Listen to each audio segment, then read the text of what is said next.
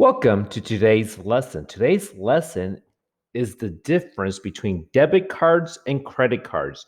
If you want to know what it looks like, physically look like, ask your parents to show you an example. They're both rectangular in size. They both have numbers on them. In a debit card, you put it in the machine to pay for your transaction. You enter a 4 or 6 digit code called a PIN, a personal identification number. So where does this money come from? Is your money is actually coming from your checking or savings account. So it's your money. You don't have to pay interest. But what happens if you don't have enough money? You'll get rejected and you can't buy it. So then you'll use something called a credit card. Same thing, same premise, a rectangular card. You put it in a machine. When you're done with it, it says, I need you to sign it. So sometimes you see your parents sign a little slip or sign it electronically. This is money you are actually borrowing from a company. You ever heard of MasterCard? Visa, American Express, Citigroup. These are credit card companies that let you borrow their money. But will they let you really borrow it for free? Is anything really free in life? No. They charge something called interest. If you don't pay the balance at the end of the month, you will pay interest.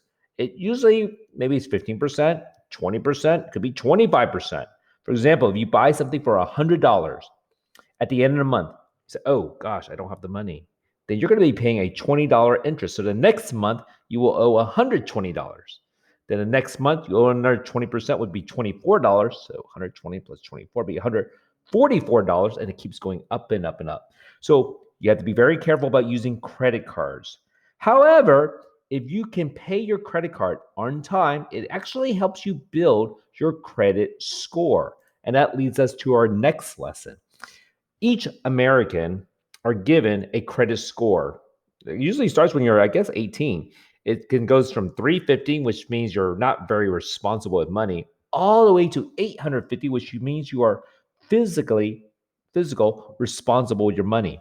That means if you have a high credit score, that means you've been paying things on time for a long time. You make things on time. You're responsible. However, you have a low credit score. Maybe you declare bankruptcy.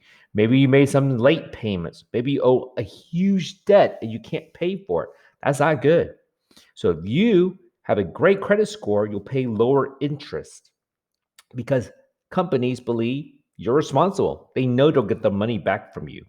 So, how long do like negative actions last on your credit report? 7 to 10 years. 7 years if you pay things late. For example, imagine you are 21 years old and you've got your credit card finally. 7 years later, oh, and then you forget to pay a couple of times. So 21, it will stay on your record until 28 years old. And so bankruptcy is where you just say, I can't pay for anything. All right. So you go to the courthouse, they declare bankruptcy, but it's going to stay in your record for 10 years, meaning you don't have to pay most of it back.